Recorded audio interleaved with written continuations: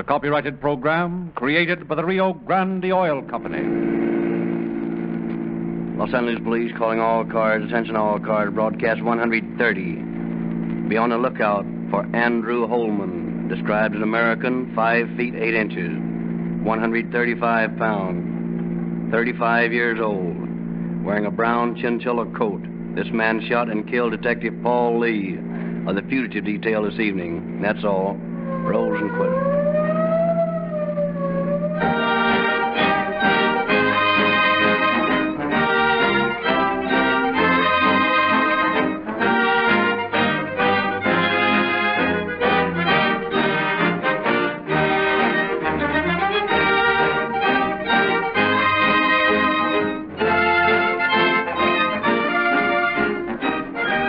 Close of tonight's broadcast, we have 3 very important guests we wish to introduce. Don't miss this special feature on tonight's program. These true crime dramatizations are created and sponsored by Rio Grande because this company is in such close touch with police work in the many leading cities and counties of the West that specify Rio Grande cracked gasoline exclusively to power their police and emergency cars. And the drivers of these police cars are such boosters for this gasoline that Rio Grande is proud to tell the public through this program of the heroic deeds of the police officers who use Rio Grande cracked gasoline daily to meet emergencies. Cruising slowly along, hour after hour, these police cars suddenly get a radio call for help. Down goes the throttle. The engine roars into action. Rio Grande cracked gasoline meets the emergency with instantaneous power. Precious seconds are saved as Rio Grande cracked develops top speed without the sluggishness or delay characteristic of uncracked gasoline. No wonder thousands of police drivers and the drivers of fire engines, ambulances, and motorcycles are so enthusiastic about Rio Grande cracked. No wonder this gasoline powers more emergency equipment everywhere it is sold than any other brand. The most convincing proof of the efficiency of Rio Grande cracked gasoline is its use year after year for the most difficult job any gasoline has ever had. In your car, too, Rio Grande cracked will produce the same sensational speed, power, and acceleration that makes other users of Rio Grande cracked gasoline boast about their police car performance.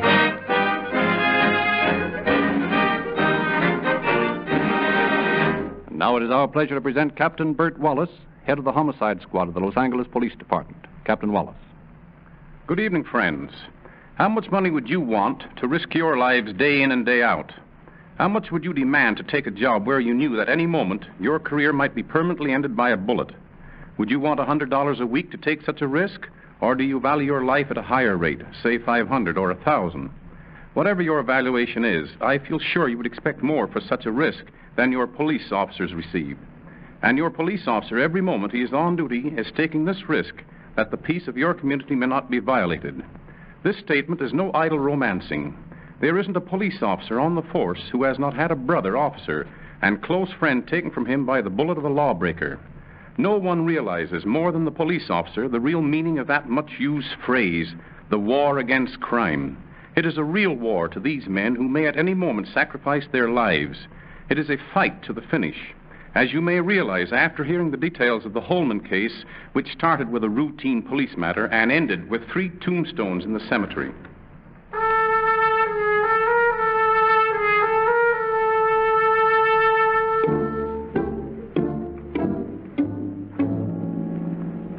It is a few days before Christmas in 1932 when Detective Paul T. Lee and H.C. Lindley of the fugitive detail of the Los Angeles Police Department are called into the office of their captain. Come in, boys. Come in. Have a seat. What's up, Cap? I've got a request from the sheriff of Marin County, Paul.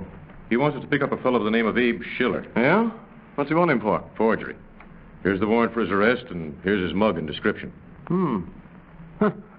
Got quite a record, hasn't he? Yeah. Got any tips on where we might find him, Captain? Yes, Lindley. According to the sheriff's information, he's pretty thick with a girl by the name of Flo Barnes. She's got a little spot out on Wilshire near Whitmer. I've jotted the address down here, and I'd suggest you go out and talk to her first. Okay, Cap. We'll get on it right away.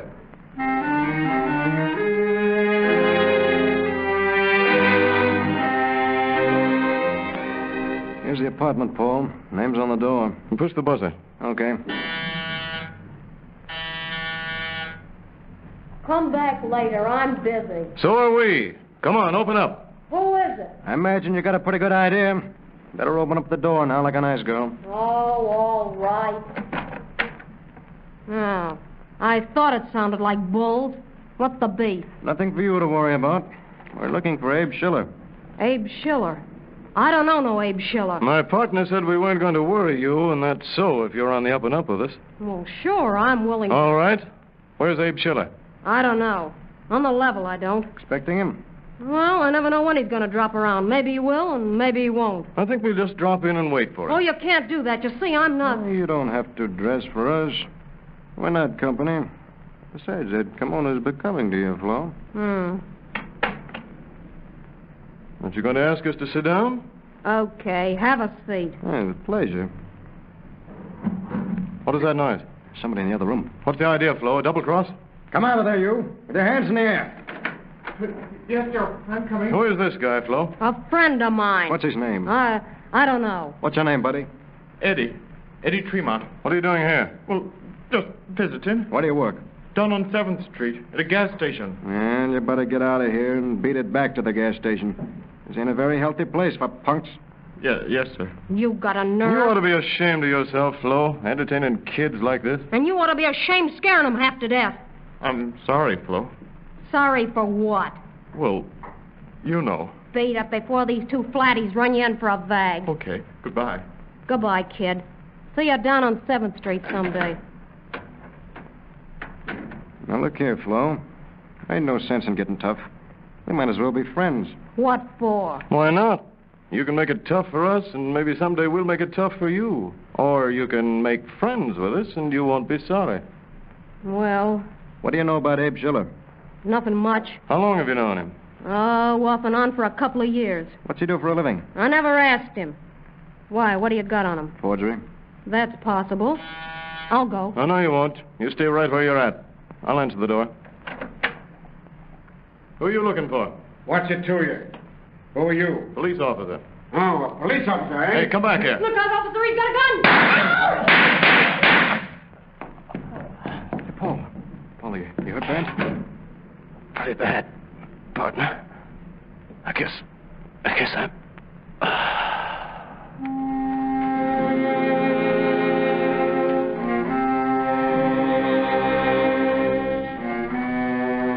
A block away, at the corner of 7th and Whitmer, William Swan is halted by a red signal light when a man jumps onto the running board of his car. Swan looks up into the blue steel mouth of an automatic. Button up your lip, buddy. You sing and I'll blow daylight through you. Oh, well, what do you want? You know, you're helping me to a getaway, see?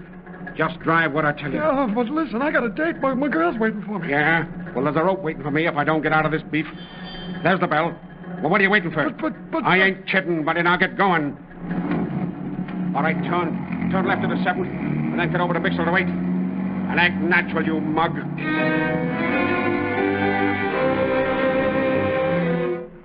So that's the way it happened, Cap. Paul died on the way to Georgia Street. Paul was one of my best friends, and it had to be me that sent him to his death. You can't look at it that way, Captain. It's all part of our business. Yes, I know. But I never can get used to it. Seeing fine men like Paul Lee go out of the picture at the hands of some dirty rat. This dirty rat will pay up pretty quick. Get a pretty good description of him? Better than that. I got an identification from the girl, Flo. You did? Yeah. She says she knows the guy. I brought her in to show her the mug book and get a positive identification. She's outside. You want to talk to her? Yeah. Bring her in. Come on in, Flo. Captain, this is Flo Barnes. Glad to meet you, Miss Barnes. Won't you be seated? Thanks. You were a witness to the murder of Detective Lee? Yeah, but I didn't have anything to do with it, Captain. I swear I didn't. Now, let me assure you that you are not under suspicion of any sort. But we would appreciate your assistance. I've always kept out of jams. I don't like this one. No, we don't either. But it's our job to find the man who murdered Paul Lee.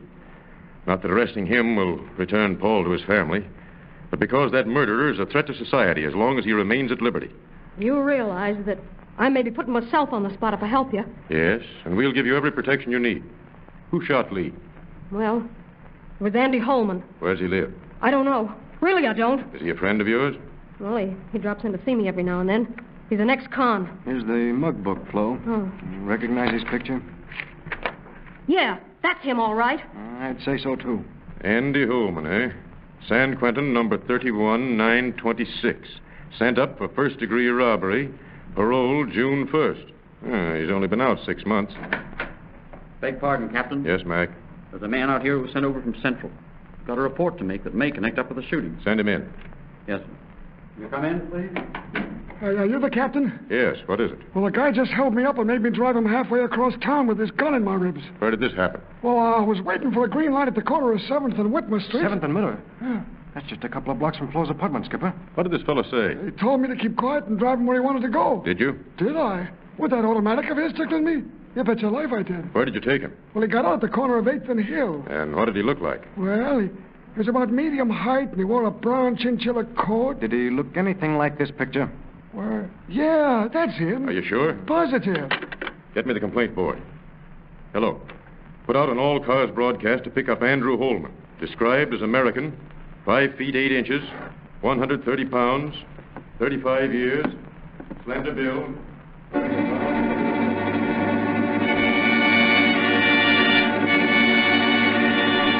But with every Los Angeles police officer alertly watching for the murder of Detective Lee, and with every California city and county promising cooperation in the manhunt, Andy Holman cleverly continues to elude capture.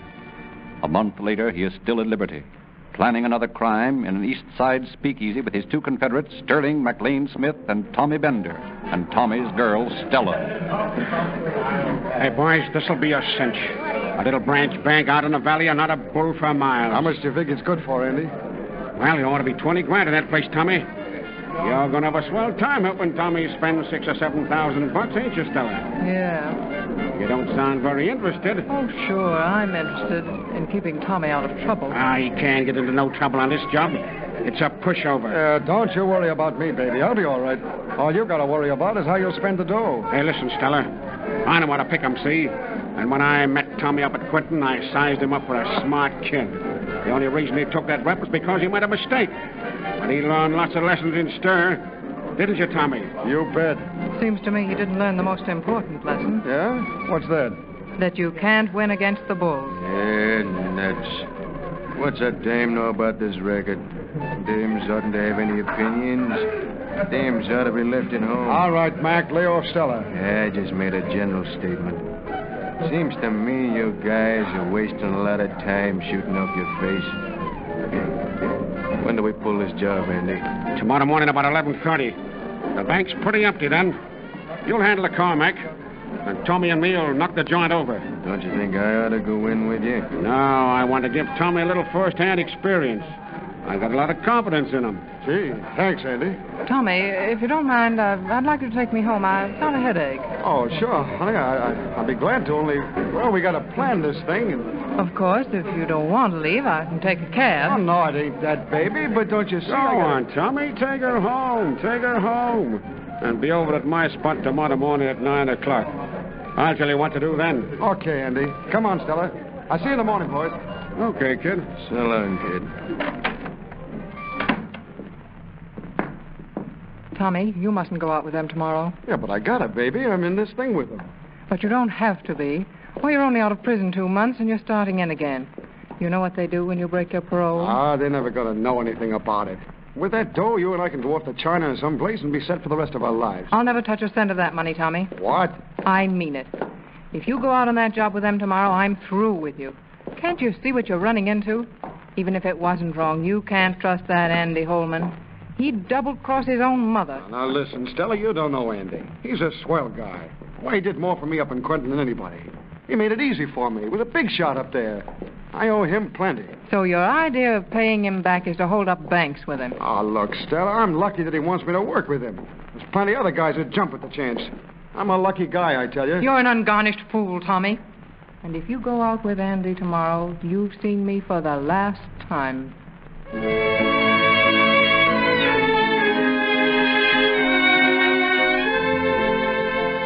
All right, folks, we're leaving now. And if you know what's good for you, you'll knock that out of Pete for 5 minutes. How about it, Tommy? Here's the dough. How about everything I can move into this poke? Good. Give it to me. Now you cover me while I get into that car. Okay, I'll stay right here till you call me. You all set, Andy? Set. And listen, here comes the cops. Step on it then, kid. What about the kid? The devil with him. We got ourselves to think about. Hey, Andy, wait a minute. Wait for me, Andy. You can't leave me here. The bulls are coming. Andy! All right, young fella. Drop that gun and throw up your hands.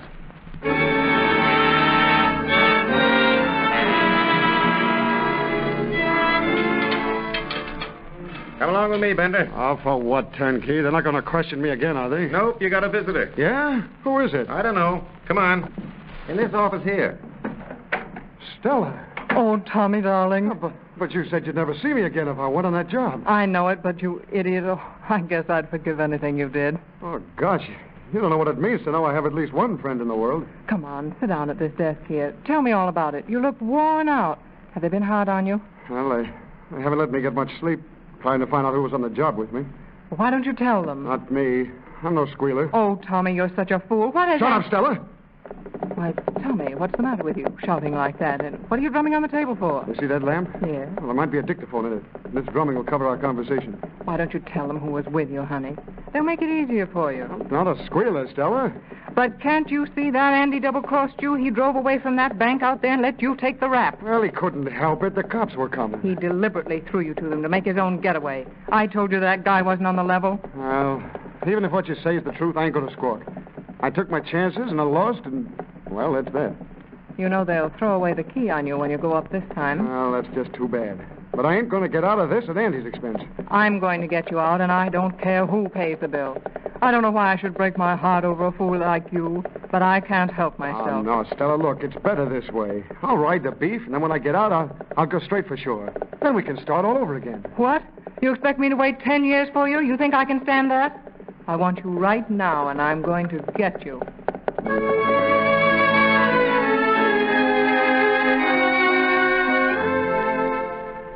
So that's the real lowdown on that job, Captain. Tommy wasn't a bad kid. He's just a fall guy. The men you want are Andy Holman and Stuart McLean Smith. We're not half as interested in Holman for this bank job as we are on a little murder rap. A murder? Yeah. We've been looking for him for 2 months. He shot a police officer in cold blood just before Christmas. I'm not surprised. He's capable of anything. Would you be willing to help us? I'll do anything to see that rat where he belongs. But if I do, will you spring Tommy? I can't make you any promises. But I believe that the extenuating circumstances you've indicated will influence the jury when you testify at his trial. Furthermore, I can assure you that the reward on Holman's head will go to you if you turn him in. Even if I didn't get a cent of that reward, even if Tommy has to go up, I'm not going to stop until I've turned Andy Holman over to you.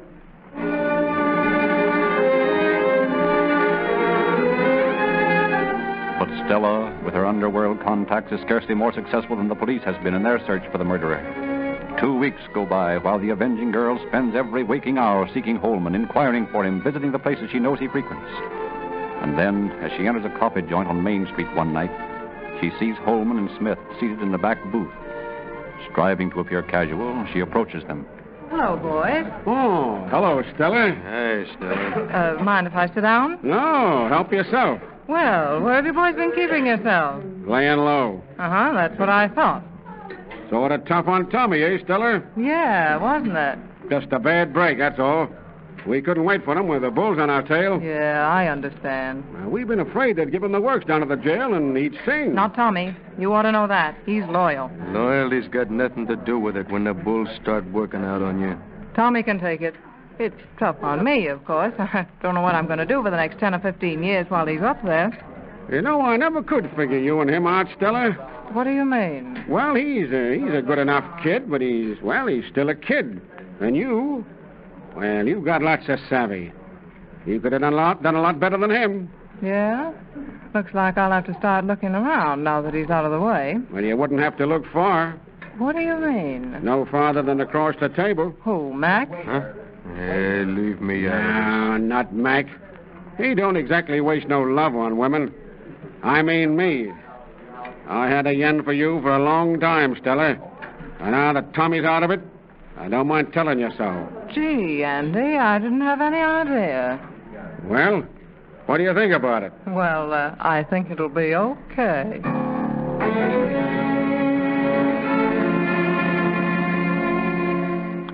He fell for it like a ton of bricks, Captain. That big chump thinks I'm going to move in with him tomorrow. That's splendid, Stella. Now, here's the address. Apartment 301 at 598 South Normandy. He's going to be out tomorrow chasing a bank job, and he's expecting to meet me at the apartment at 5:30. Good. We'll have a squad of men out there by 3 o'clock.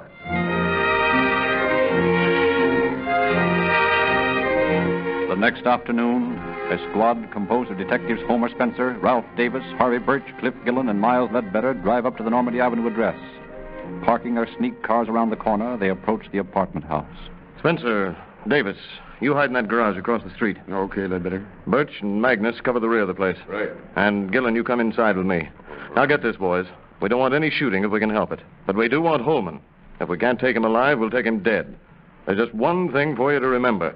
And that's what this guy did to Paul Lee. Yeah, we aren't likely to forget. Okay, boys, take your positions. And you men on the outside, let him get in the building. We'll try to arrest him in there. You've got to be sure that he doesn't make a getaway. Come on, Gillen. Better tip off the landlady that there may be some shooting. Here's her apartment. Yeah? We're police officers, ma'am. Yeah? We're looking for the man who lives in 301. You mean Mr. Holman? Yes. Well, I don't think he's in. I know he isn't. What are you after him for? Murder. Murder? A murder in my house? Not so loud, ma'am, please. Now, we've got the place surrounded, and we're going to arrest him when he comes in. There may be some shooting, so I'd advise you to stay in your apartment this afternoon. But you can't do that. Shooting in my house. I assure you that we don't want to if it can be avoided. But if it's necessary, then the safest place for you is right inside your apartment. Oh, now there's one more thing. Will you give me the pass key to his apartment, please? We want to search it thoroughly before he gets back. Well, all right. Here it is. That's fine. Thank you very much. You've nothing to fear as long as you don't go out of your apartment. Oh, don't worry. I won't. Come on, Gillen. Let's give this place the once-over. Is there any chance of that Stella dame's giving us a runaround? Sure, there's always a chance of that. But I got a hunch she's on the level. You sure got it in for Holman. And here's the apartment. Let's see if that pass key works. Here you are. Looks like they just moved in. Bags aren't unpacked yet. This one's plenty heavy. Open it up. It's locked. Yeah, we'll fix that quick enough. There. For the love of Mike. A shotgun and a half-dozen pineapples. And look at these boxes of 32 shells. A regular arsenal. We just moved this across the hall to that empty apartment the painters have been working in. And that looks like a good place to stake out to me. We can leave the door open the way it is, and then we can have an unobstructed view of them as they come up the hall. Okay.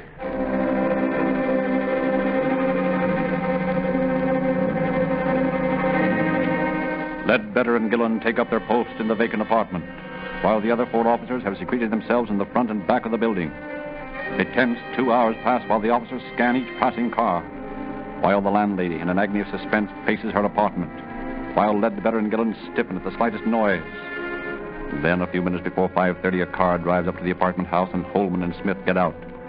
At that moment, a friend of the landlady's telephones her. As the 2 gunmen mount the front steps of the apartment, Spencer and Davis across the street grasp their drawn guns tightly.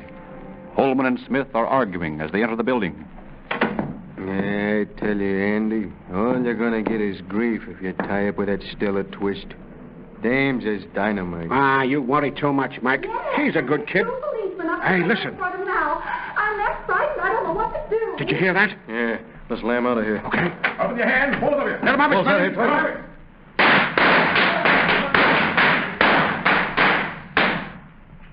All right. Up with your hands. Don't shoot! Don't shoot! I'm no criminal. I'm a citizen and a taxpayer. You've already wounded me. I like a badges taken from you. I like a present. Who is this bird, He Spencer? walked into the middle of the shooting. You got Holman. He's over there on the sidewalk, but where's the other guy? He ran between those parked cars. Here he is over here. Stretched out on the running board, dead. Well, boys, I guess this tallies up for Paul Lee's murder.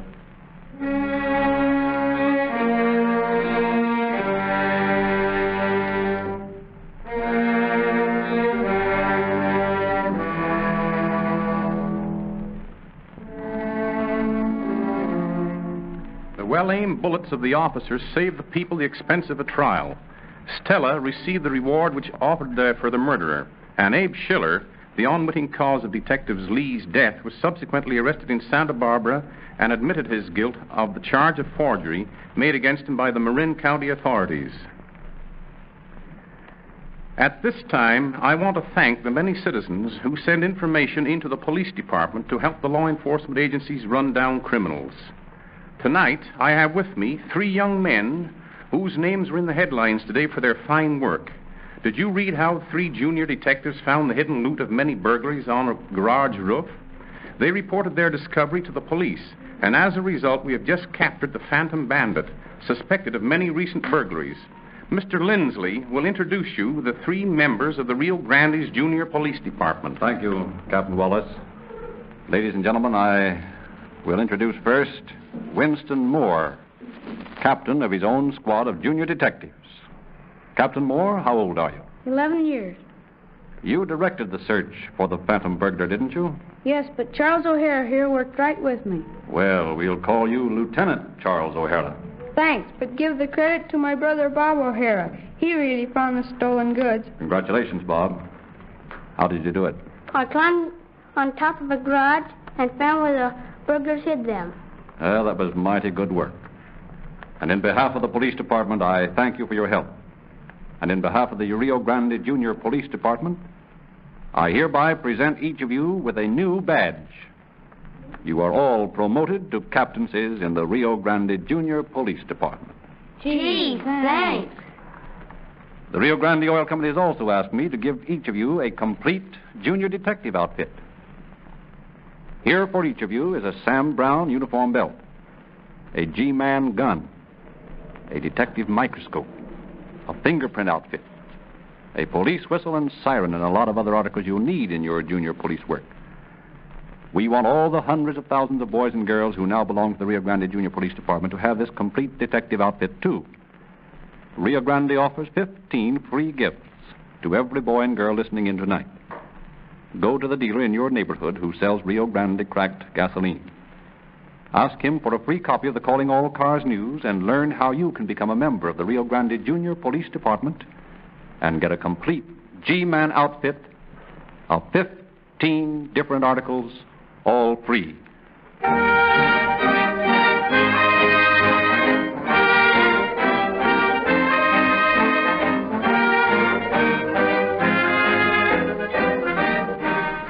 You motorists who want to enjoy police car performance in your own cars must realize that while Rio Grande cracked gasoline will revolutionize your car's performance, the wrong grade of motor oil will cut down your car's efficiency.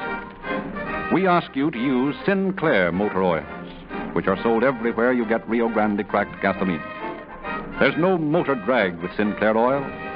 By perfecting the processes of extracting petroleum jelly and useless wax, Sinclair developed the first of the faster-flowing oils that provide instantaneous lubrication when you start your engine. We want you to realize the big difference Rio Grande cracked gasoline makes in your car, and we know that if you also use Sinclair motor oil, you will enjoy all the thrills of police car performance.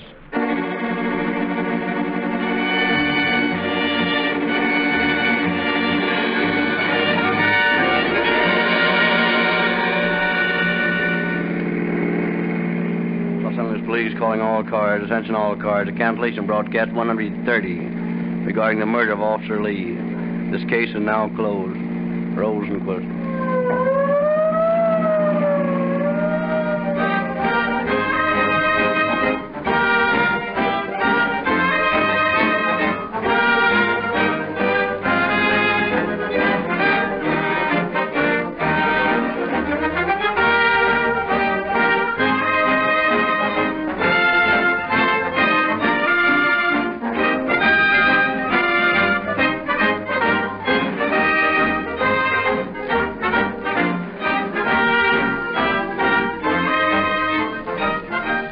Rick Lindsley, your narrator, bidding you good night for the Rio Grande Oil Company.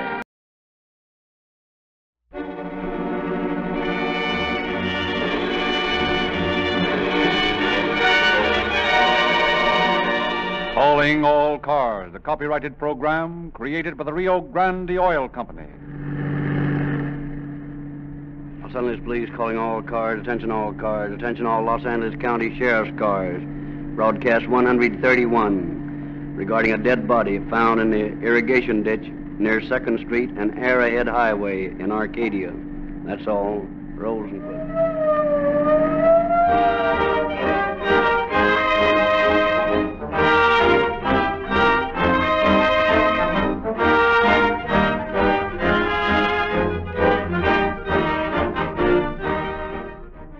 a thrilling experience to be in the radio broadcasting room of a big city police department.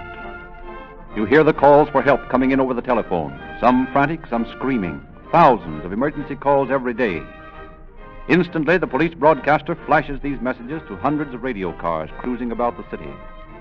At each emergency call, one or more police cars roar into top speed, and with sirens screaming, rush to the rescue.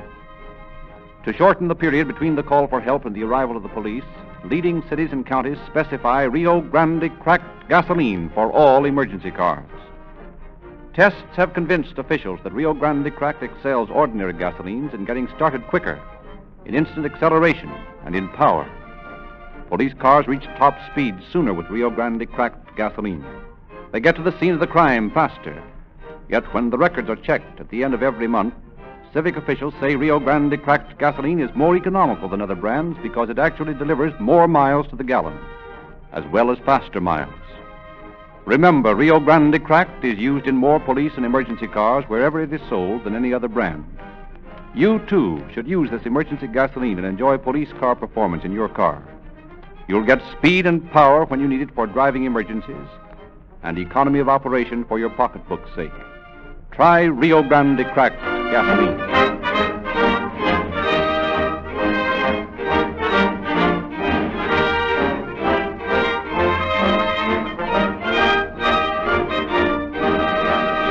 And now it is our great pleasure to introduce Sheriff Eugene Biscaloos of Los Angeles County. Sheriff Biscaloos. Good evening. The case you will hear tonight deals with an Oriental murderer. Of all the racial groups which live among us in the West, the Orientals are among the most law-abiding and as a rule give us the least trouble. But when an Oriental is involved in a crime, the investigating officers face a difficult task. The philosophy of the Asiatic, his psychology, his viewpoint is so completely different from ours that an experienced officer must be assigned to such cases. The manner in which Chief Criminal Deputy William Bright, who was at the time head of the homicide squad, handled this case, scarcely leaving his office, is, I believe, an example of the technique of which our office is justly proud. We have substituted the old-fashioned third degree with common sense, shrewd psychology, and quick thinking. Listen carefully as Chief Bright finds his way through a maze of Oriental intrigue.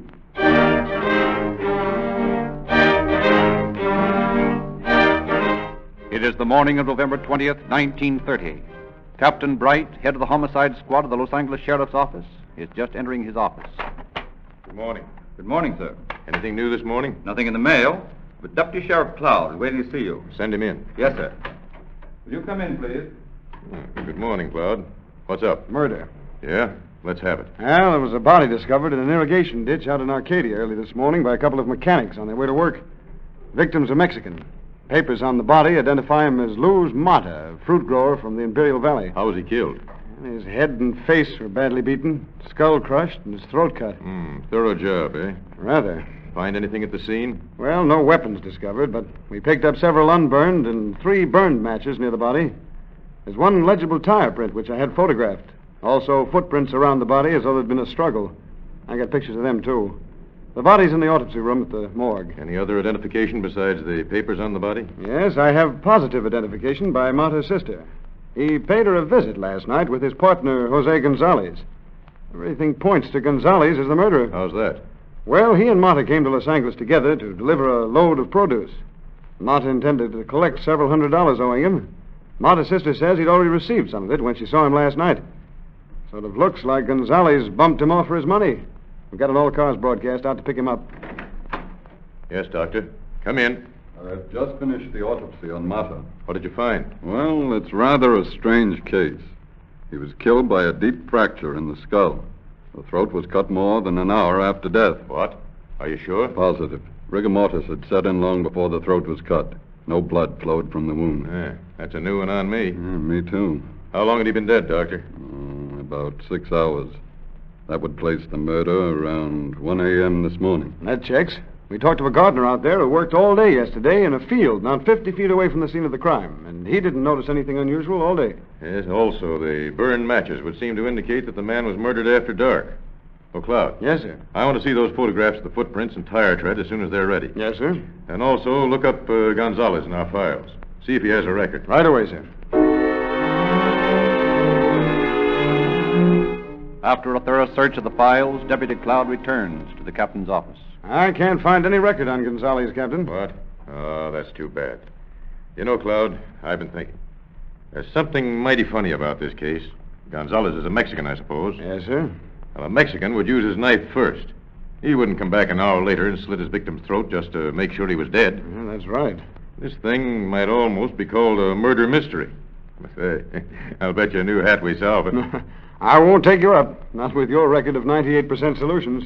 Oh, by the way, Captain, here's the pictures of the footprints and the tire marks. Oh, yes. These footprints are too blurred. They don't tell anything. But this is a clear tire impression. That ought to lead us somewhere. Oh, Cloud, I want you to... Beg pardon, Captain. Yes, Ayers? We just picked up Gonzalez. That's fine. Where is he? Outside. He was driving Mata's truck when we arrested him. I took him through the morgue on the way up, and he identified the body. Where's the truck? Parked on the Spring Street side of the building. Fine. Cloud, while I talk to this bird, you go over that truck. See if any of the tires compare with that print. Yes, sir. All right, Ayers. Bring in our suspect. Yes, sir. Come on in, Gonzalez. This is Captain Bright. Oh, sit down, Gonzalez. We want to ask you some questions about the murder of Luz Mata. Si, senor. Did you murder him? Por Dios, no, senor. You were arrested driving his truck. Oh, si. I was on my way back to my rancho in Imperial Valley. I did not know Luz was dead until the officer told me. When did you see him last? Last night. Where was he then? At the home of a Japanese gardener. Know his name? Oh, si. Frank Nakamura. Where were you? Sitting outside in the truck. I wait there from 8 o'clock until after midnight. He did not come out, so I drove into Los Angeles and went down to the market looking for him. And you never saw him? No, not until just now, down in the morgue. You're sure that's him? Oh, see, that was Luz. Well, start from the time you left the Imperial Valley and tell me where you went and what you did. We drove up from the Imperial Valley from Nyland and took our fruit to market. We delivered it yesterday morning. Then Mata went to the Mirador Dried Fruit Company to pick up a check. Did he get it? Oh, see, it was for... it was for $140, I think. He got some other money from his customers in the market. And then we drove out to see this Japanese gardener. We owed him $285. The Japanese told us to come back that afternoon, and he'd have the money. So we went to see Mata's sister, and then we had a drink or two, and we went back to the gardener's house. What time was that? Oh, that must be about 7 o'clock.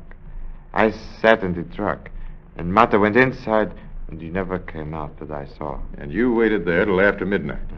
And you didn't go into the house? No, senor. I just waited. Waited 5 or 6 hours. Were you drunk? No, senor. I do not drink. Well, did Mata drink? No, he did not drink neither. But you just told me that you and Mata had a couple of drinks before you went to see the Japanese. Now, what do you mean? Well, I mean, we don't drink much, senor. We do not get drunk. Oh, I see. Where does this Frank Nakamura live? Out in Arcadia. On Sierra Street, I believe. And you never went in the house all the time you waited? No, senor. Sure of that? Positive. Did you murder Mata? Huh? No, senor. I've told you. He was my best friend. I would not think of murdering. All right, Gonzalez. I'm sorry, but I'll have to hold you upstairs in jail in technical custody until I've investigated your statement. Book him on suspicion, Ayers. Yes, sir. And if Cloud's back, send him in. Right. Come along, Gonzalez. A likely cock and bull story. Well, Cloud, what about those tires on Gonzalez's truck? They don't compare with this picture. Are you sure? Positive. That's too bad. Why, Gonzalez is a made-to-order suspect. His story doesn't hang together. Claims he sat outside a Japanese gardener's house for 5 hours last night waiting for Mata. And then when Mata didn't show, he didn't even go into the house, but he went back to town to look for him. That sounds phony enough. Sure does. Listen, when that fellow had his head beaten in, there must have been some blood. Well, there was plenty out there. His throat may not have bled when it was cut, but he sure bled from those abrasions. Good. Have Gonzalez's clothes examined in the lab for evidence of blood. Take the scrapings from his fingernails and see if there's blood in them. I can't give up our best suspect so easily. But in the meantime, I'm going to have a talk with this Frank Nakamura.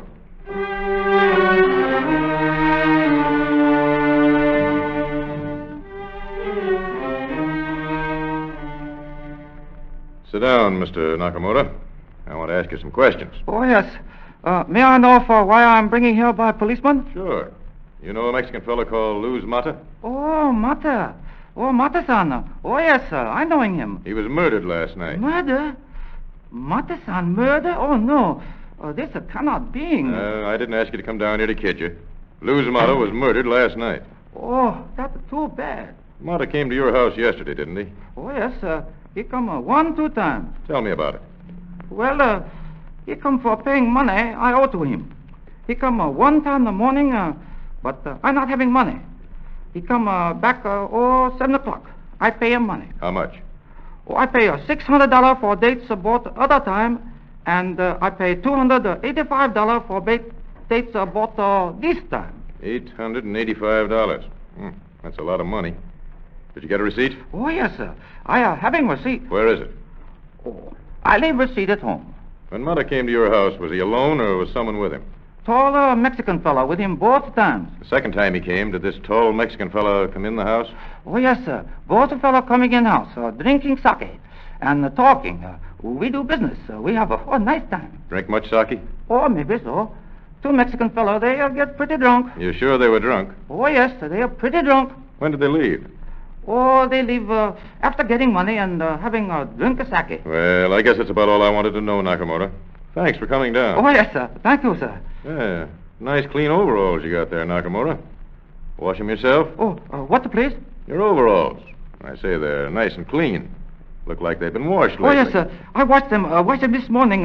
Yes, I washing myself. You see, my wife, she got much to do with the kids, so I wash them. Well, you're a model husband. Thanks again for coming down. Oh, yes, sir. Thank you.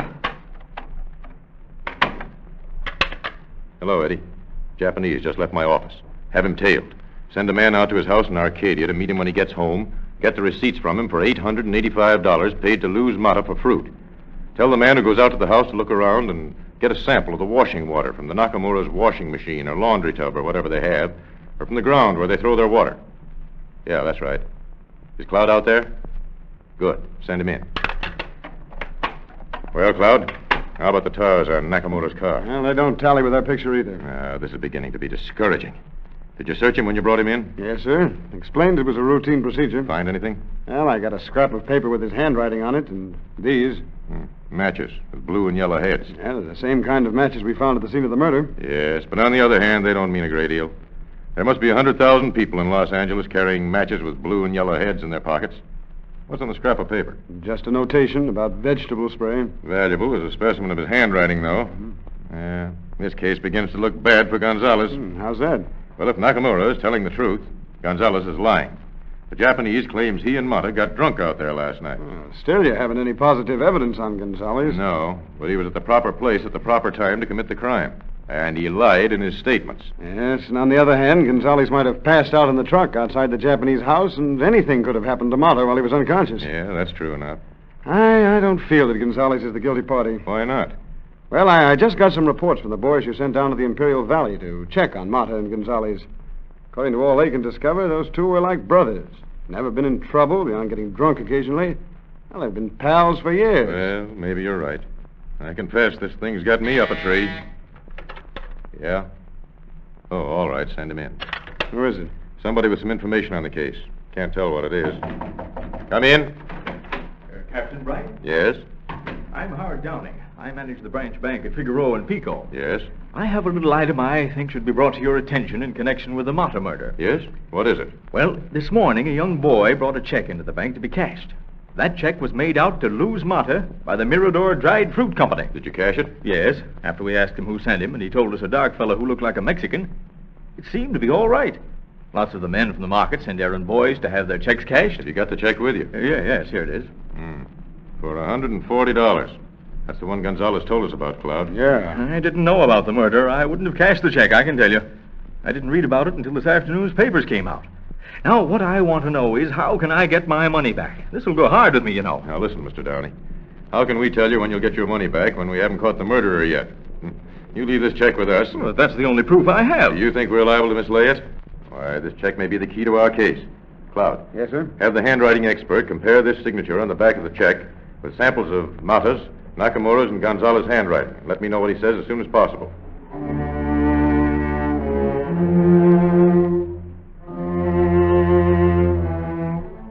Well, Captain, I got bad news on that handwriting comparison. Yeah? How come? Well, our expert says that the signature on the check doesn't compare with Mata's handwriting, with Nakamura's, or with Gonzalez. Yeah, this thing is beginning to get my goat. Mata was bumped off for his money. Somebody even forged an endorsement of a check made out to him. Now, we got two perfectly good suspects, and neither of them tie in with forgery. I'm willing to admit I am up a blind alley. Captain Bright speaking. Yes. Yes? At 207 McDowell Street, huh? All right. Fine work. Yes, I'll take care of it. Keep after him. Well, Cloud, maybe this is it. What's that? That was the man I sent tailing Nakamura. He reports that Nakamura stopped on his way home at 207 McDowell Street and had a long conversation with the Japanese at that address. Come on. We'll pay a visit over there.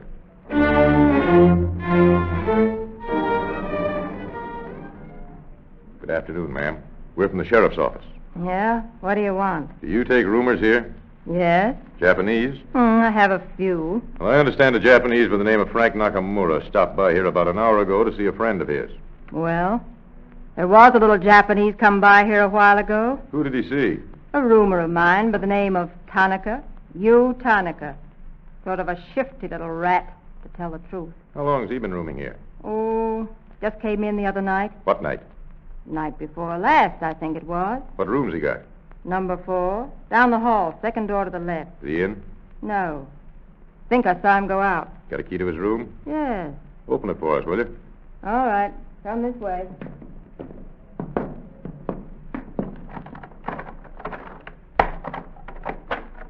There you are. Thanks.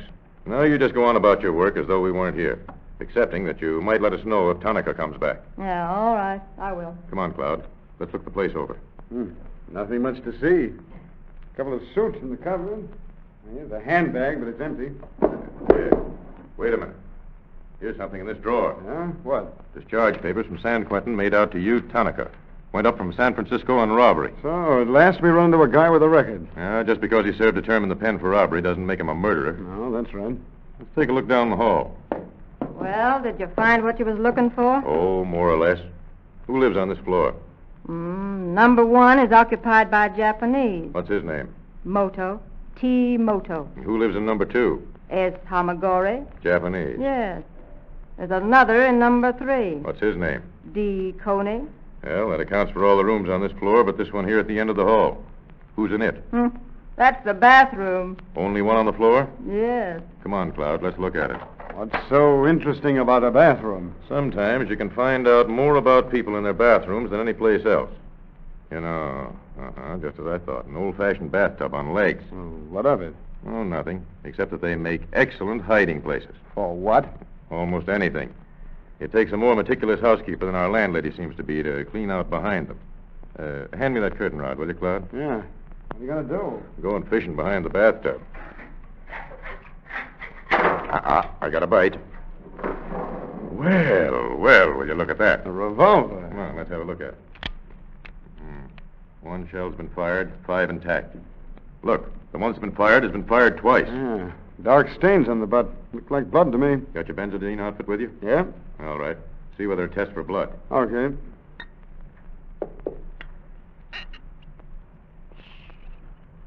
Yeah, it's turning green. Yeah, the stains are blood, all right. Which doesn't prove that this is the weapon used to beat out Luz Mata's brains. But it's a cinch it was used to pistol whip somebody. Stay here, Cloud. Pick up those 4 Japanese when they come in. I'll send somebody to stake out on you as soon as I get back to headquarters. Yes, sir. Back at headquarters, Deputy Penpraise is waiting for Captain Bright. Well, Penpraise? I've just returned from Nakamura's. He didn't have any receipt for money paid to Mata, so I took him in custody. He's upstairs. I got some scrapings from the washing machine and water from the drain out at his house. They're being analyzed now. Good. Nakamura still got on those clean overalls? Yes. Have them analyzed, too. And also get the scrapings from under Nakamura's nails. Yes, sir. On your way out, tell Ayers to join Cloud down at 207 McDowell Street. He's staking out some more Japanese. Oh, and by the way, wire this gun number to the manufacturers and ask them to trace it.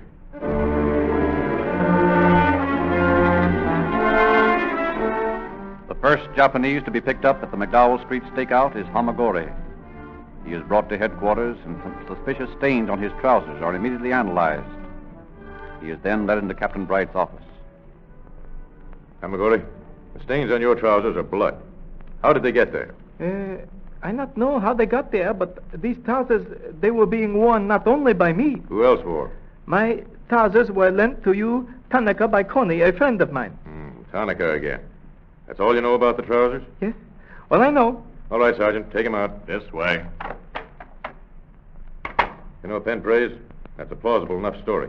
If that Jap knew there were bloodstains on his trousers, he'd certainly have washed them out. Yeah, that's right. And by the way, here's the lab report on the drain water from Nakamura's and also on Nakamura's overalls.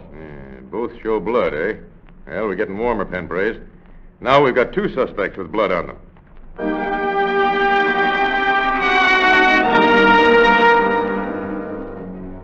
The other Japanese from the rooming house substantiate Hamagori's story about Tanaka borrowing the trousers. But Tanaka himself has not appeared. A day goes by while the deputies continue to stake out the rooming house, and during which the manufacturers of the blood-stained gun report that the last trace they had of the weapon was when it was registered at the Rock Island Arsenal in 1905. The following morning, Deputy Sheriff Cloud brings a strange document into Captain Bright's office. Hey, Cap, get a look at load of this. Why, what's up, Cloud? Plenty. Letter came from Nakamura in this morning's mail. Just about breaks our case. What is it?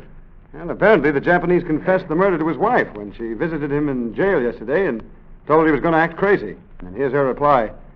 He says here, "Pitiable, lamentable, my dear Makoto Nakamura. When I saw your haggard face before me, I feel very sad. Your final fate is near. You are acting, I think it is, like crazy, and if sent to the hospital, then when the 6 children grow up, this will be a great stumbling block for their future. Also, your ancestors will be greatly ashamed. Do you not understand this? For you to try to save your life this way is wrong. Think of these 6 loving children. When they grow up, their future will be darkened. This does not reveal a parent's true feeling and love. Do you think?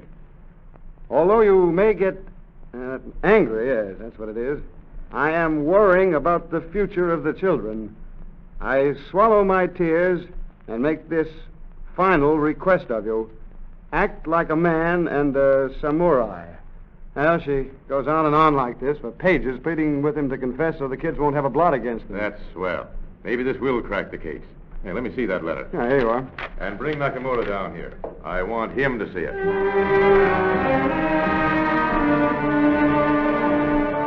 The little Japanese, pale and nervous from his 2 days in jail, is led into the captain's office, given the letter to read, while the 2 officers watch him intently for the slightest change of expression. Halfway through, tears come to Nakamura's eyes, and by the time he has finished the letter, he is sobbing. Well, Frank, how about it? We know what's in that letter. There's no use you trying to lie about it any longer. And aside from that, I should think you'd want to come clean after what your wife says there. Yes, sir. I telling everything. I not holding back any source, so that's a fact. Oh, that's fine, Frank. Well, start talking. Well, when the matter coming to my house for money, I have not the money. My friend Tanaka was with me. He say, I have an idea. Tell him we having to go to the country for money. So I tell him Mata, and Mata saying he go with us. Well, we get Mata drunk. Then 3 of us driving the country. When we get out, Tanaka stop the car. We put the gun to Mata's back and pull the trigger. But the gun no go off. That accounts for the 2 hammer marks on the empty shell, Cloud. Yeah. Go ahead, Frank. Well, gun no go off. Now, Tanaka hitting Mata with the bottom end of gun. I run away, but Tanaka call me back. He having a blister on the hand from hitting, so I hit the Mata some more. He roll over, and I think he's dead. Then what did you do? Oh, we driving to my house. Whose car were you in? Oh, in my car. No, I want you to tell the truth, Frank. We have a photograph of the tire mark at the scene of the murder, and it doesn't correspond with any of the tires on your car. Oh, Ken for explaining that. We blow out tire on the way home. Run on the rim. Spoiled tire. So, I buy a second-hand tire at the gas station and throw all tire away. How's that for the bad brakes, Cloud? The only tire mark we have is the one that blew out. But, Frank, Mata's throat was cut. You haven't accounted for that. Oh, I coming to that. After we get home, Tanaka worried maybe Mata not dead. Or maybe he coming back to life and talking, or tell who beat him. So we go back to place where Mata is and cut his throat. So no doubt he's dead.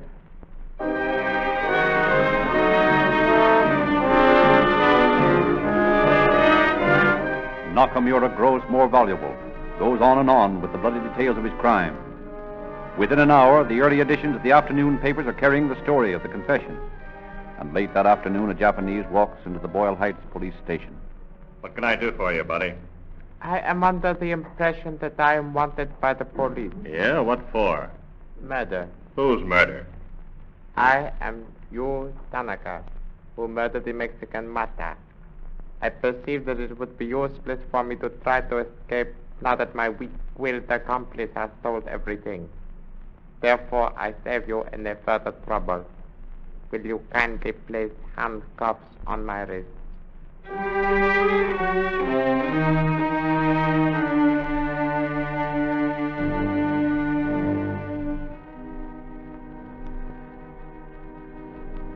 The last piece of this complicated jigsaw puzzle of crime was put into place when the handwriting expert at headquarters identified Tanka's writing as that of the forgery on Mata's check. Gonzalez, of course, was completely cleared of any complicity in the murder, and Nakamura and Tanaka were quickly brought to trial, found guilty of murder, and sentenced to San Quentin Penitentiary for life. Thank you, Sheriff Biscalou. Ladies and gentlemen, when you hear the screaming siren, when police cars roar past, remember Rio Grande cracked gasoline, the gasoline that gives police car performance. When airplanes fly overhead, remember Sinclair motor oils, for they lubricate over 100,000 air miles a day on the leading transport lines in America. When trains thunder past, remember that Sinclair oils lubricate over 150 leading American railroads. And when you think of oils and lubricants, think of Sinclair, for Sinclair is one of the world's largest makers of lubricants of all kinds, with more than 120 different grades, the largest and most complete line of lubricants in America. Independent retailers of Rio Grande cracked gasoline have been trained in the scientifically correct application of these many Sinclair lubricants to your car. They have an up-to-the-minute record checked and approved by every car manufacturer, showing exactly when and how to lubricate every moving part of your car. If you want your car accurately lubricated, according to the manufacturer's specifications, take it to your Rio Grande dealer and ask for Sinclair scientific lubrication. It costs no more. And while you're in the Rio Grande station, ask for a free copy of the Calling All Cars News and see the 15 different articles in the complete junior detective outfit which Rio Grande gives to boys and girls absolutely free.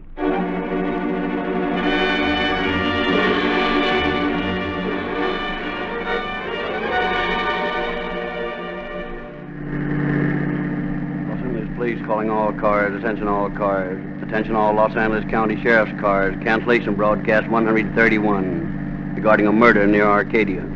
Suspects in this case now in custody. That's all.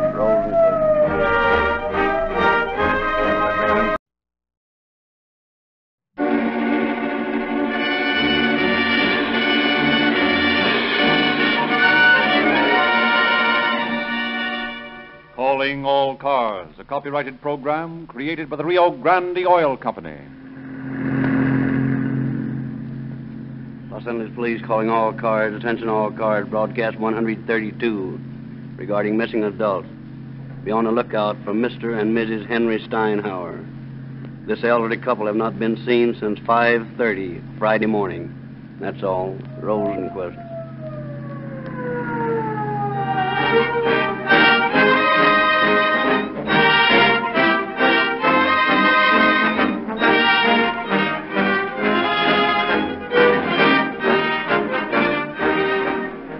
Many listeners must wonder why it is that year after year, Rio Grande cracked gasoline continues to power more police and emergency cars than any other brand.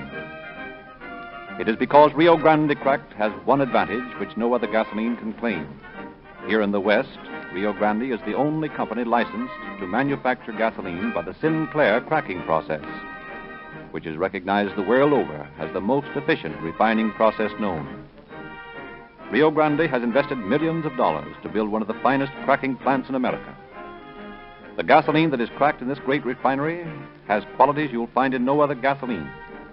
Many cities and counties have tested Rio Grande crack, and their unbiased records prove conclusively that motors develop more power, speed, and acceleration with this scientifically balanced gasoline, and yet instead of being more expensive, Rio Grande cracked with tetraethyl is actually the cheapest gasoline they can buy. Figure your own gasoline purchases from the viewpoint of miles per dollar, and you too will find you can enjoy police car performance in your own car at no extra cost.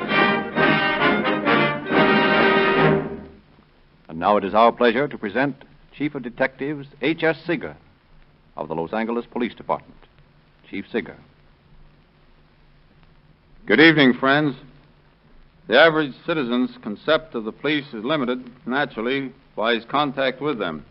The motorcycle officer, who perhaps gives him a ticket for a traffic violation, or the radio patrolman who may answer his call about a barking dog. It is our hope, and the hope of the sponsors of Calling All Cars, that this broadcast may give the citizen and taxpayer a clearer idea of the complicated organization which lies behind the officer he may casually contact.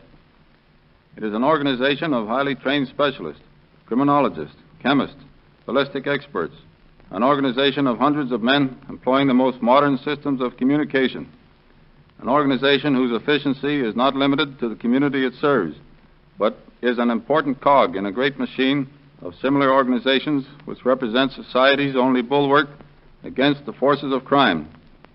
Your policeman is an honored soldier of a vast army which 24 hours a day does battle in your name in the never-ending war against crime.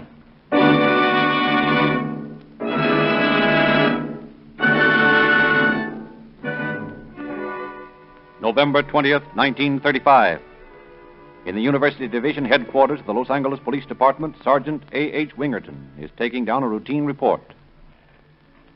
What are the names of the missing persons? Mr. and Mrs. Henry Steinhauer. Their address? 1839 West 43rd Street. How long have they been missing? As far as we can tell, since 5:30 yesterday morning. Your name? Britton, George Britton. Mm-hmm. I'm the engineer at the Lewis Radio Company. Mr. Steinhauer works for me. Well, what makes you think that something's happened to Mr. and Mrs. Steinhauer? Well, Henry Steinhauer's worked for me for 3 years or more. He was always punctual. Sometimes he would tell me that he might be late the next day because he had to pay the gas bill or something like that. But the thing about Henry was that he never was late. He'd manage to do his errand and still get to work on time. Mm-hmm. When he failed to show up for work yesterday morning, I thought it was strange he hadn't told me that he'd be late. And then when he didn't show up all day and wasn't at his desk this morning, I began to get worried, so I called the house. Mr. Drake here answered the phone, and, well, maybe he'd better tell you himself what he knows about it. I see. What's your full name? Leroy Drake. Address? I live with the Steinhauers. I'm their nephew. When did you last see them? Well, my aunt came to my bedroom door about 5:30 Friday morning and said that she and Uncle Henry were going to San Pedro to see the landlady about the house. She said they'd be back later, but they didn't come back. It's got me worried. They never went away like this before. Well, we'll get a broadcast out to all cars to look for them. Now, wait a minute. I don't know whether that would be a good idea. Well, why not? Well, if they aren't in trouble, and they're gone, say, to San Diego to the fair, they wouldn't like the publicity. Henry would be pretty angry, I'm sure. Well, the only thing we can do in that case is to check the hospitals and the morgue. Perhaps that would be best. I'd advise you to let me send out a broadcast for them. Suppose we wait until Monday. If they haven't returned by then, you'd better broadcast it. All right. Will you come back Monday then? Yes. We'll let you know what's happened on Monday.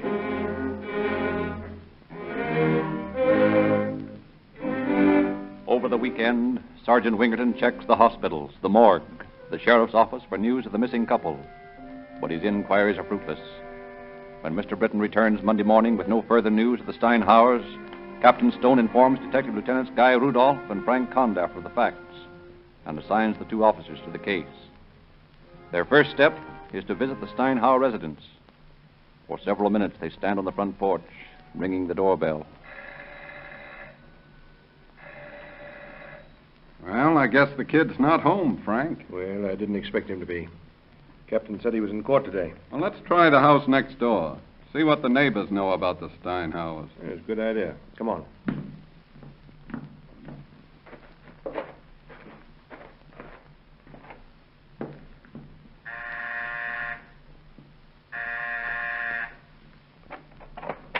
Yes? We're looking for Mr. and Mrs. Steinhauer. And nobody here by that name. Yes, I know. They live next door, but they don't seem to be at home. Do you know where they've gone? I didn't even know until just this minute what their name was. Oh, I see. You're not very well acquainted with your neighbors, then. I haven't had time. They just moved in a couple of weeks ago. Oh, they did. Have you seen them in the past day or two? Oh, I haven't noticed. I've got too much to do around the house to keep tab on my neighbors. But I saw the kid drive in a new car, though. You mean Leroy Drake, their nephew? Well, I don't know what his name is. I suppose he was their son. When did the boy come in with a new car? Oh, I don't know. A couple of days ago, I suppose. Well, I really didn't notice much. Well, what make of car was it? I don't know. It was a flashy thing, though. One of those stripped-down Fords, I guess. Is there anything else you know about them? Anything else? I don't know anything about them. Well, thank you just the same. Oh, you're welcome. The kid shows up in a new car on Saturday, the day he got $5 from Britain because he didn't have enough to eat on. That looks a little strange.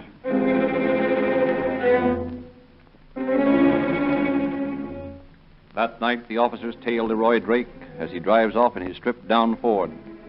Their trail has not much consequence, for the youth only goes to Long Beach, picks up his girlfriend, and takes her to a movie. But the officers have not wasted time, for they are now in possession of the address of the girl and the license number of Leroy's car. Next morning, while a check is being made on the car, Condapper and Rudolph present themselves at the Steinhauer house.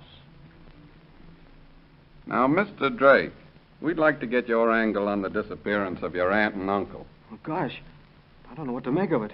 They never went away like this before. I'm sure something terrible's happened to them. Well, maybe they just went away for a little trip. Oh, no. They wouldn't have done that without leaving me any money. And they didn't leave you any? No, not a cent. I had to borrow $5 from Mr. Britton Saturday. And what exactly did your aunt say to you on Friday morning? Well, she came to the door of my room about 5:30. She said she and Uncle Henry were going down to San Pedro to see the landlady about the house and that they'd be back home soon. Is that all she said? That's all I can remember. I was pretty sleepy, of course. I feel sure something terrible has happened to them. I haven't been able to sleep ever since Friday. The suspense is awful. Well, now, look, Drake. It doesn't seem likely anything could have happened to your uncle and aunt without us knowing about it. We sent their description and the description of their car all over the state by teletype. And we're broadcasting their description to all police and sheriff's cars every hour. We've checked all the hospitals. If they'd had a serious accident, it would have been reported to us by now. Maybe they went over the edge of a canyon someplace up in the mountains. They might not be found for days. They might be in some lonely place now, suffering, needing help. No sense in getting so excited, Drake. You're letting your imagination get away from you, my boy. I'm sorry. But you see how upset I am? Yes. Yes, I see. Do you mind showing us through the house, just to check if everything's in order? Well, I've already looked all around, and there's nothing out of place. Well, do you mind showing us? No. Let's start with this room first. That's their room. Oh. Well, nothing seems out of place here. How about those clothes in the closet? Anything missing there, Drake? Oh, no, sir. Their clothes are all there. Would you mind checking them over again, please? No, of course not. Say, there's two of my aunt's dresses gone. And one suit. How about baggage? Yeah. There's a suitcase gone, too. Well, then they could have gone on a trip, eh, Drake? Yes. It looks like it, doesn't it? But even if they did, they'd have gotten in touch with me before this. Something must have happened to them. Where's your room, Drake? Down the hall. Let's see it. Why? What do you want to look in there for? Oh, just for fun. Do you mind showing us? Very well. This way. Did your uncle have any money, Drake? Yes, a little. Where is it? It's in the bank in Long Beach. Why in Long Beach? Well, we used to live there until the first of the month. How much did your uncle have? About $1,500, I guess. Here's my room. It's pretty much of a mess without my aunt here to clean it up. Well, nice, cozy room. Yeah, it's comfortable. That your car out back there, that strip Ford? Yeah, that's mine. My uncle bought it for me. What's this piece of glass here on the desk? Oh, that's an old porthole from a ship. I'm grinding it down to make a lens for a telescope. Interested in astronomy, huh? Yeah. I've been working for a year on that lens. What's this junk here? More astronomy? Oh, no. There's some gadgets I got from my car last week. But I've been so worried I haven't felt like putting them on. Are these your papers in the desk drawer here?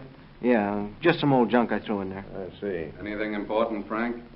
No, just a lot of old junk. Well, what do you say you ride over to the station with Guy and me, Drake? We've got to make a report, and then we'll all go out and have lunch, huh? Okay. I'll be glad to.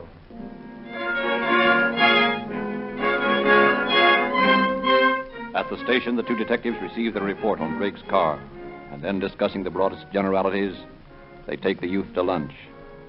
An hour later, they drive him out to Exposition Park and begin to question him in earnest. Drake, we understand from what you and Mr. Britton told us that you were broke Saturday, then Mr. Britton lent you $5. That's right, he did. Yet among these unimportant papers we found in your desk drawer were receipts from an automobile supply store for tires and other car supplies amounting to more than $12. These receipts were dated Saturday. Well, you see, Lieutenant Condever... Now, don't start explaining until you've heard what we've got to say. You also stated to us this morning that your uncle had some money in a bank in Long Beach. In your desk drawer, we found bank books for savings and checking account in your uncle's name on a branch bank at 49th and Western. I can explain that, you see. You told us that your uncle had bought you that car. But we've checked the car and find that you paid $150 for it Saturday afternoon and that you bought it in your uncle's name. Now, how about it, Drake? What's the real story? I think you fellas know more about this than you're telling. Please don't keep me in suspense like this. What's happened to my uncle and my aunt? No hysterics. Drake, we want to know the truth about that money. Well, I lied to you about the money, I guess. You guess? Yeah. Uncle transferred his bank account last week from Long Beach to the branch out on Western. And on Saturday, I transferred $400 from his savings account to his checking account. You transferred it? What do you mean? Well, I drew it out. You mean you forged your uncle's signature? Well, you could call it that, I guess, but I didn't figure it made any difference. You didn't? Why not? Well, you see, that money was left me by my grandfather. Uncle Henry was keeping it for me until I was 21. I figured I was entitled to it, seeing as how Uncle and Aunt had gone away and left me. Where are your uncle and aunt, Drake? I don't know. I wish I did. But you guys know. You know a lot more about this than you'll say. They're dead, aren't they? Take me to them. Show me the bodies. The only one who can do that is you, Drake. What do you mean? I don't know anything about them. I don't know where they've gone. But you know.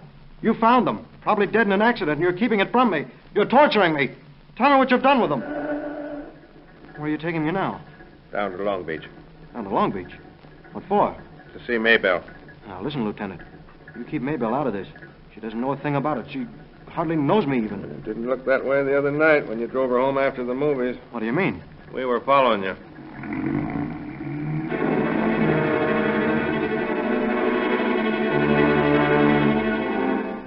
The two detectives drive the frantic youth down to Long Beach, to the house of his girlfriend, Maybelle. The officers interview the girl on the front porch, where they can keep an eye on Drake, whom they have left seated in the police car. Why, yes, Leroy came down to see me on Friday night. Well, what did you do? We went to a movie, but we only stayed through the first feature because he said he had to be home early. Did he give you any reason? Yes, he said that his uncle and aunt were leaving early the next morning to go on a vacation. What's this all about? Is Leroy in trouble? Well, not exactly, miss, but, you see, his uncle and aunt, Mr. and Mrs. Steinauer, are missing. We're trying to locate them. They're not missing. They're on a vacation. How do you know that? Why, Leroy told me. Well, when did they go away? Saturday morning. How do you know this? Why, Leroy came down to see me Friday night. He left early because he said he had to see his uncle and aunt off early the next morning. That'd be Saturday morning? Yes. You're sure of the days? Positive. Well, then something is wrong, because Mr. and Mrs. Steinauer have been missing since Friday morning. Oh. Take her inside, Guy. I'm going to have another talk with Drake. Come along, man.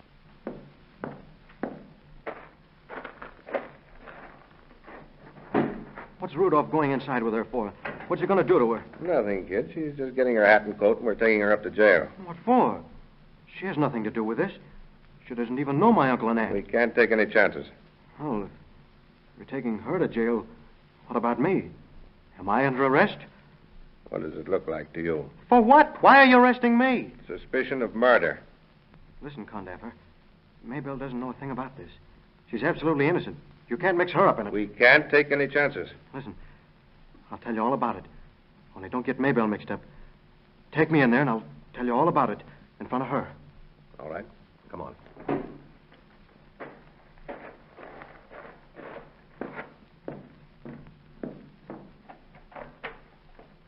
Drake's ready to talk, Guy. Good. What's it all about, Leroy? Just sit down, honey, and I'll tell you all about it. It's going to be hard to take, but I got to tell the whole thing. In the first place, Maybelle, they got me on trial up in L.A. for auto theft. Leroy! Oh, I ain't guilty, honey. That's beside the point. I didn't tell you because I didn't want you to worry. But I couldn't keep it from my uncle and aunt. And they've been worrying plenty. Auntie's been brooding, saying she couldn't face the shame of it. They sent me away. Uncle felt the same way, too, I guess, but he didn't say much. Anyway, they were a proud couple, so I guess that's the reason they did it. Did what? Committed suicide. Oh. Go on, tell us about it. Well, when we were finishing up supper Friday night, Uncle Henry emptied his coffee cup, and a minute later he was gasping for breath and asking for water. He got up and stumbled into the front room and fell down. I was bringing the water into him, and I heard a thud. And I looked around, and I saw Auntie fall in her tracks.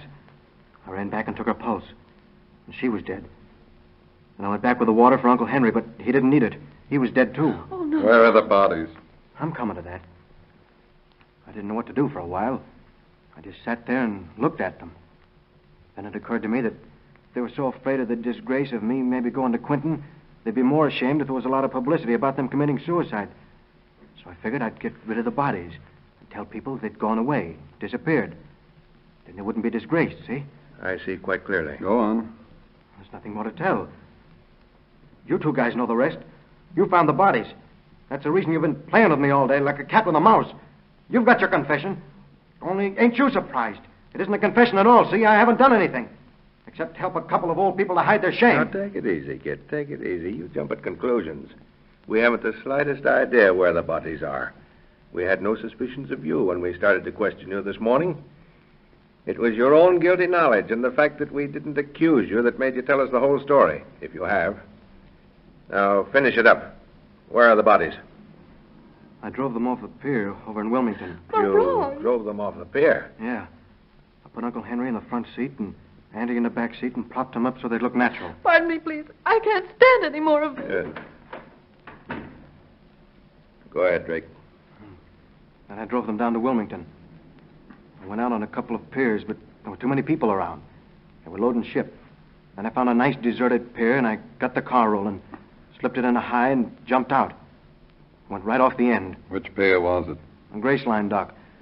I hung around for an hour to see if the bodies would float, but they didn't come up. So I went home. Are you telling us the truth? Of course I am. It's unbelievable. Well, I guess I'd better call headquarters and have them send a diver over there, Frank. Right. And we'll go straight over from here. That is, if Drake doesn't mind showing us his uncle and aunt's watery grave. Not at all. I'd be glad to.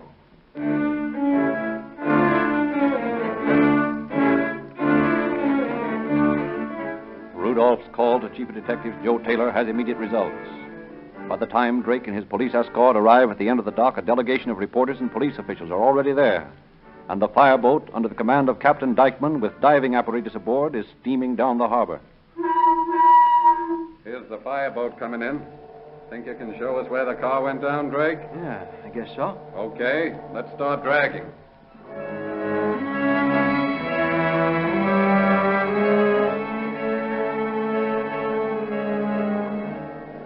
The flat, dead sun drops its molten disk into the diurnal grave.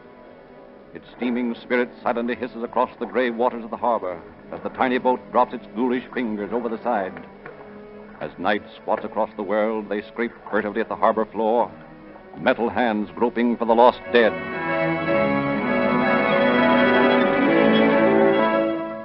The silent group of the living, huddled together on the deck of the fireboat themselves, become the image of the dead as the tiny licking fingers of the fog embrace them, transform them into formlessness. And each man, peering into the black, oily water, dreads the accomplishment of the mission which has brought him there. Dreads that moment of horror to which no man can ever become accustomed. That moment when the sea gives back her dead. Hour after hour, the living slowly steam back and forth, vainly enticing the dead with bait of steel and wire. And time again, the sea with grim humor raises their hopes and their fears as the hook takes hold, is carefully hauled aboard, bearing not a corpse, but a waterlogged barrel, a rusted snarl of cable, the hull of a wrecked dinghy. But at last, the grappling hook catches, holds fast, will not move. The diving gear is quickly assembled. Captain Dykeman, assisted by 2 helpers, slowly squirms into the massive leaden shod suit. The great apocryphal helmet is placed over his head, bolted into place. The pumps are started, the telephone tested, and supported by his men, the captain takes his place on the stage. Here is a figure worthy of the mission. Here, indeed, is an emissary to Hades, a god who wears 40-pound boots, whose head is one huge eye. Here is a cyclops to wrest the dead from Neptune. Slowly, the stage drops beneath the surface. The harbor water slips up to the captain's waist, to his shoulder, laps about the window of his helmet, covers him. A grapefruit rind floating out to sea pauses to dance amid the bubbles of his exhaust valve as he disappears from sight. A moment of silence. And then the earphones of the helper on deck speak. Hold your cable. I'm on bottom. All right, hold the cable. Have you found it, sir? Yes. It's buried pretty deep in the mud. Over on one side. If I can get this door open. There. This must be Mr. Steinhauer's body in the front seat. It's quite a job moving him. There. I've got him clear. I'll put him on the stage. And you can haul him up while I get Mrs. Steinhauer out of the back seat. There you are. Haul away the stage. Easy. Easy. Mr. Steinhauer's on it. A few moments later, Mrs. Steinhauer's body is hauled aboard to lie beneath the tarpaulin beside her husband. Condaffer and Rudolph lead the emotionless Drake across the deck to the gruesome addition to their company. Drake, I want you to take a good look at these bodies and tell me if they're your uncle and aunt. Well, they look different. That's them, all right.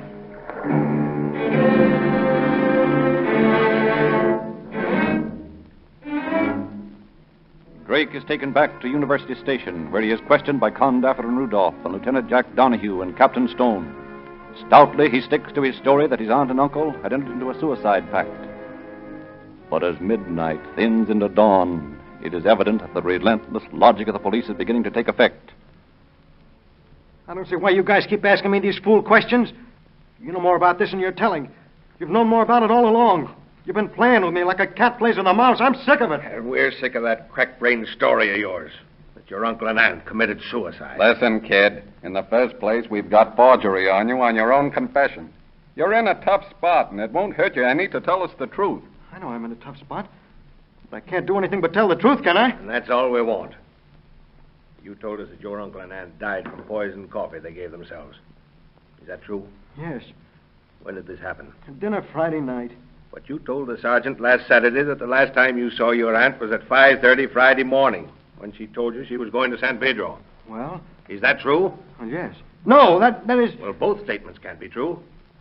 Now, what is the truth? Oh, will you let me go to sleep if I tell you the whole story? Gladly. We're just as sleepy as you are.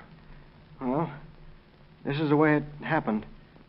I told you how worried my uncle and aunt were about me being in trouble. That's the truth. I worried about it, too. Not for myself, but it upset me how they were worrying. They were getting along, over 60. I figured they wouldn't survive the shock and disgrace if I was to be sent to prison. It seemed to me that the kindest thing I could do would be to kill them, and then they'd never be unhappy about me. They'd never know what happened to me.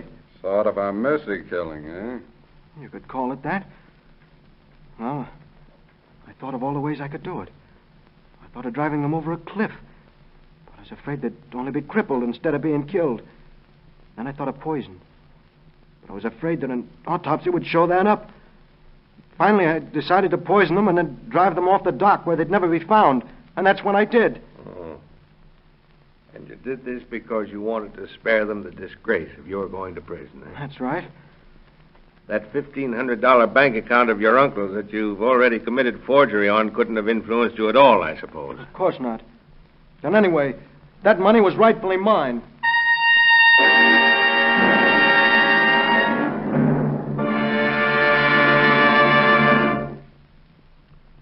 Further investigations by the officers proved that this third story of Leroy Drake's was indeed true. The youth was identified at the store where he had bought the cyanide that killed his uncle and aunt, and the bottle which contained the poison and also carried Drake's fingerprints was subsequently discovered. Drake was quickly brought to trial and pleaded not guilty, and not guilty by reason of insanity. But when the defense counsel realized the magnitude of the case we had built against his client, he threw him on the mercy of the court. On December the 17th, 1935, Drake was sentenced to life imprisonment in San Quentin Penitentiary on 2 counts of first-degree murder, and with the recommendation that he never be granted parole. Thank you, Chief Seeger.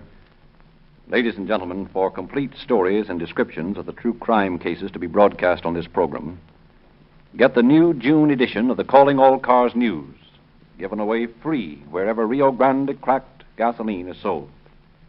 A double-size, extra edition this month, full of true detective mysteries, radio and movie news. Rio Grande also offers, free to every boy and girl, a complete junior detective outfit of 14 valuable gifts. See the Calling All Cars News for details. While you're in the Rio Grande station, ask about Sinclair Motor Oil, the oil that pioneered the new processes you hear so much about nowadays. As one of the world's largest manufacturers of lubricants, Sinclair perfected the de-waxing and the de-jellying process, which extracts all waste material, leaving only pure oil that gives instant and complete lubrication the second you step on the starter, and provides an amazingly thin and unbelievably tough film of protection. Sinclair motor oils are so thin there's no drag to hold back the flying pistons of high-compression motors, and it's guaranteed never to break down at highest speed. You can get these great oils in refinery-sealed, tamper-proof cans, and your Rio Grande cracked gasoline dealer guarantees Sinclair motor oils to give you your money's worth. Sinclairize for lubrication safety.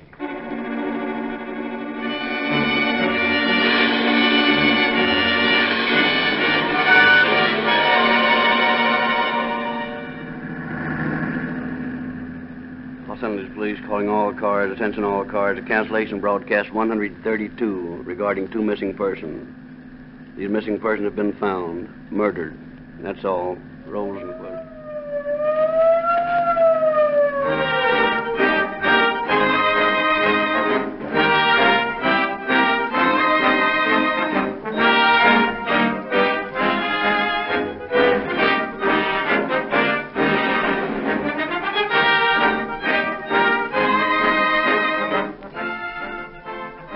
Narrator Frederick Lindsley, bidding you good night for the Rio Grande Oil Company. Street, at a gas station. And you better get out of here and beat it back to the gas station. This ain't a very healthy place for punks. Yes, sir. You got a nerve. You ought to be ashamed of yourself, Flo, entertaining kids like this. And you ought to be ashamed scaring them half to death. I'm sorry, Flo. Sorry for what? Well, you know. Beat up before these 2 flatties run you in for a bag. Okay, goodbye. Goodbye, kid. See you down on 7th Street someday. Now, look here, Flo. Ain't no sense in getting tough. We might as well be friends. What for? Why not? You can make it tough for us, and maybe someday we'll make it tough for you. Or you can make friends with us, and you won't be sorry. Well... What do you know about Abe Schiller? Nothing much. How long have you known him? Oh, off and on for a couple of years. What's he do for a living? I never asked him. Why, what do you got on him? Forgery. That's possible. I'll go. Oh, no, you won't. You stay right where you're at. I'll answer the door. Who are you looking for? What's it to you? Who are you? Police officer. Oh, a police officer, eh? Hey, come back here. Look out, officer, he's got a gun! Paul, you hurt bad? Pretty bad, partner. I guess I'm...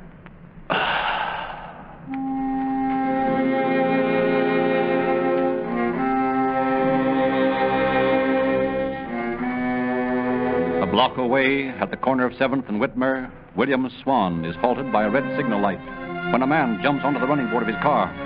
Swan looks up into the blue steel mouth of an automatic. Button up your lip, buddy. You sing and I'll blow daylight through you. No, well, what do you want? You know, you're helping me to a getaway, see? Just drive what I tell you. Yeah, but listen, I got a date. My girl's waiting for me. Yeah? Well, there's a rope waiting for me if I don't get out of this beef. There's the bell. Well, what are you waiting for? But... I ain't kidding, buddy. Now get going.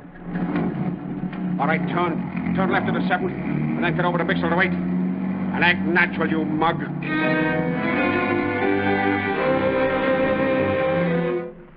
So that's the way it happened, Cap. Paul died on the way to Georgia Street. Paul was one of my best friends, and it had to be me that sent him to his death. You can't look at it that way, Captain. It's all part of our business. Yes, I know. But I never can get used to it. Seeing fine men like Paul Lee go out of the picture at the hands of some dirty rat. This dirty rat will pay up pretty quick. Get a pretty good description of him? Better than that. I got an identification from the girl, Flo. You did? Yeah. She says she knows the guy.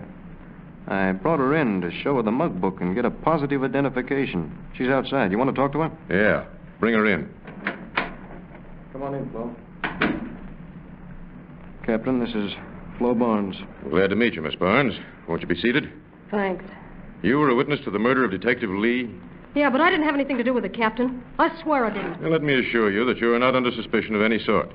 But we would appreciate your assistance. I've always kept out of jams. I don't like this one. No, we don't either. But it's our job to find the man who murdered Paul Lee. Not that arresting him will return Paul to his family, but because that murderer is a threat to society as long as he remains at liberty. You realize that I may be putting myself on the spot if I help you. Yes, and we'll give you every protection you need. Who shot Lee? Well, it was Andy Holman. Where's he live? I don't know. Really, I don't. Is he a friend of yours? Well, he drops in to see me every now and then. He's an ex-con. Here's the mug book, Flo. Oh. Recognize his picture? Yeah, that's him, all right. I'd say so, too. Andy Holman, eh? San Quentin, number 31926. Sent up for first-degree robbery. Parole June 1st. He's only been out 6 months. Beg pardon, Captain. Yes, Mac. There's a man out here who was sent over from Central. Got a report to make that may connect up with the shooting. Send him in. Yes, sir. You come in, please. Are you the captain? Yes, what is it? Department are called into the office of their captain. Come in, boys. Come in. Have a seat. What's up, Cap? I've got a request from the sheriff of Marin County, Paul. He wants us to pick up a fellow by the name of Abe Schiller. Yeah? What's he want him for? Forgery. Here's the warrant for his arrest, and here's his mug and description. Huh. Got quite a record, hasn't he? Yeah. Got any tips on where we might find him, Captain? Yes, Lindley. According to the sheriff's information, he's pretty thick with a girl by the name of Flo Barnes. She's got a little spot out on Wilshire near Whitmer. I've jotted the address down here, and I'd suggest you go out and talk to her first. Okay, Cap. We'll get on it right away.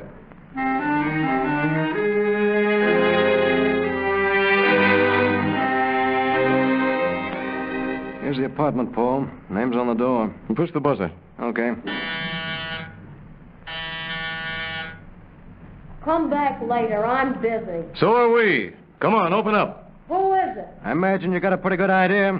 Better open up the door now like a nice girl. Oh, all right. Oh, I thought it sounded like bulls. What's the beef? Nothing for you to worry about. We're looking for Abe Schiller. Abe Schiller. I don't know no Abe Schiller. My partner said we weren't going to worry you, and that's so if you're on the up and up with us. Well, sure, I'm willing. All right. Where's Abe Schiller? I don't know. On the level, I don't. Expecting him? Well, I never know when he's going to drop around. Maybe he will, and maybe he won't. I think we'll just drop in and wait for him. Oh, you can't do that. You see, I'm not... You don't have to dress for us. We're not company. Besides, they'd come on as becoming to you, Flo. Aren't you going to ask us to sit down? Okay, have a seat. With pleasure. What is that noise? Somebody in the other room. What's the idea, Flo? A double cross? Come out of there, you. With your hands in the air. Yes, sir. I'm coming. Who is this guy, Flo? A friend of mine. What's his name? I don't know. What's your name, buddy? Eddie Tremont. What are you doing here? Well, just visiting. Where do you work? Down on 7th. Characteristic of uncracked gasoline. No wonder thousands of police drivers and the drivers of fire engines, ambulances, and motorcycles are so enthusiastic about Rio Grande Cracked. No wonder this gasoline powers more emergency equipment everywhere it is sold than any other brand. The most convincing proof of the efficiency of Rio Grande Cracked gasoline is its use year after year for the most difficult job any gasoline has ever had. In your car, too, Rio Grande Cracked will produce the same sensational speed, power, and acceleration that makes other users of Rio Grande Cracked gasoline boast about their police car performance.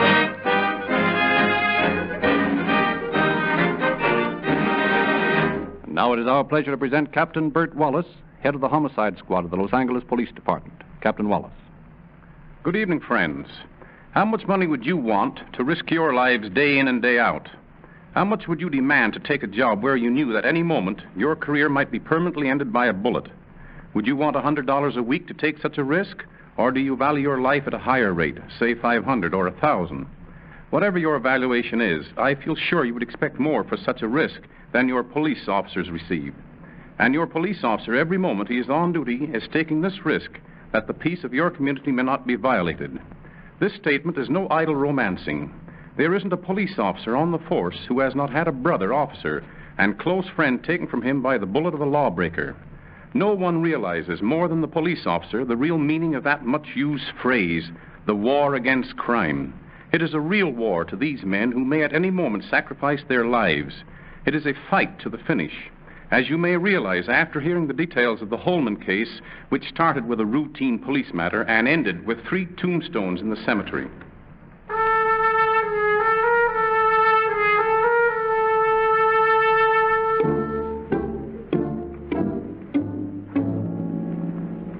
It is a few days before Christmas in 1932 when Detective Paul T. Lee and H.C. Lindley have the fugitive detail of the Los Angeles Police.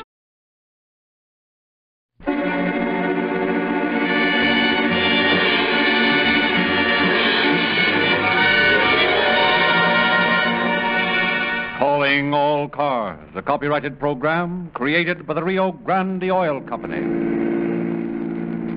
Los Angeles Police calling all cars, attention all cars, broadcast 130. Be on the lookout for Andrew Holman, described as American, 5 feet 8 inches, 135 pounds, 35 years old, wearing a brown chinchilla coat.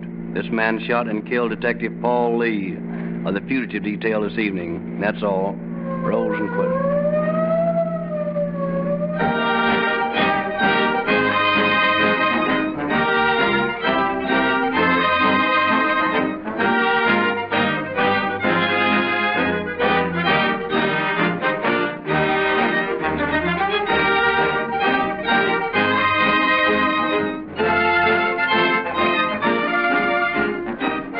At the close of tonight's broadcast, we have 3 very important guests we wish to introduce.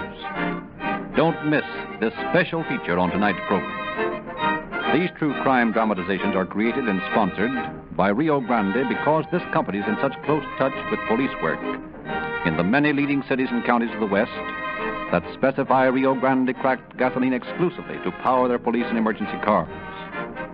And the drivers of these police cars are such boosters for this gasoline that Rio Grande is proud to tell the public through this program of the heroic deeds of the police officers who use Rio Grande Cracked gasoline daily to meet emergencies.